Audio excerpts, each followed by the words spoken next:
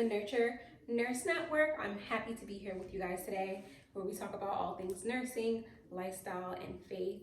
I wanted to come to you guys today to talk about the Accelerated Nursing program and the requirements to get into the program.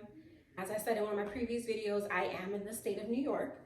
So usually all requirements I know are different for each state. So you do want to check with the university for what it requires for you to be accepted into one of these programs. So let's get into it. So I am going to be applying for 2 schools. I start my pre-nursing or prerequisite classes January of 2020. So I'm super excited about that. From the research that I have done, I know that I need 6 in total prerequisite courses. That's between the 2 schools that I will be applying to. Some of the prerequisite courses, I already have them from my previous bachelor's degree. And then there's some that I do not, which I will be taking in January and the following semester. I'm super excited to start, and I can't wait to take you guys on this journey with me. The first requirement that I saw was common between the 2 schools is to have a bachelor's degree.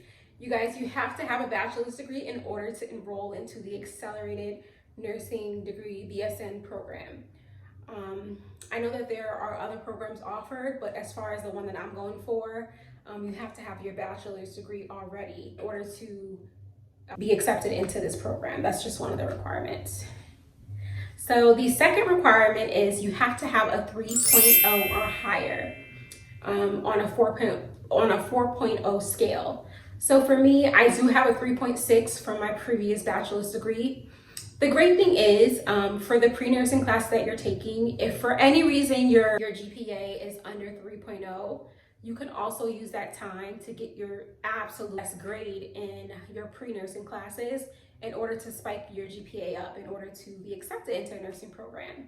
So, you know, I'm excited because I do have a 3.6 right now, and I'm hoping to just increase that by taking these pre-nursing courses, and it doesn't decrease at all. Yeah, so the third requirement is the actual prerequisites. So from what I know, from the 2 schools that I will be applying to, they require biology, microbiology. One school requires chemistry. Anatomy and physiology 1 and 2 is required, and you can't take anatomy 2 without taking anatomy and physiology 1. So nutrition is also required by one of the schools. Do know that psychology and sociology was also required, and ethics, but I actually already have those classes. So those are prerequisites that I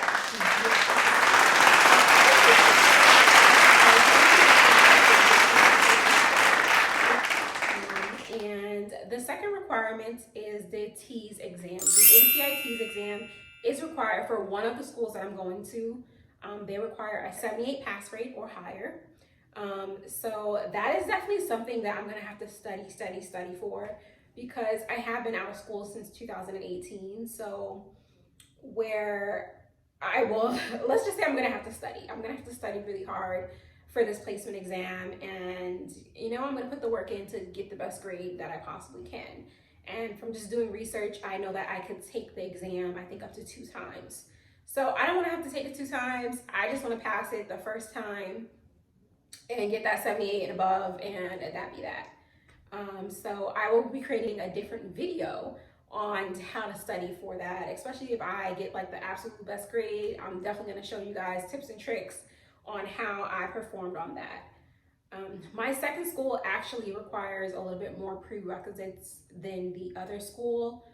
They also require a background check, your immunization records, or CPR certification course, liability insurance. Yeah. So if I could just give you guys any advice when it comes to making sure that you meet all the requirements, please call the schools that you are applying to and just confirm and reconfirm, confirm the deadline for the application, confirm what type of class they need, because sometimes there will be like different biology classes. You don't want to enroll in the wrong one.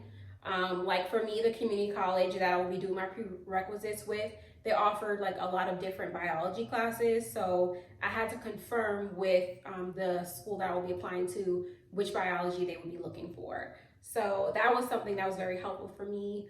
Also, with the prerequisites, they actually require a lab. We all know that COVID-19 is going on right now. So I actually have to take the labs that are associated with some of those classes in person.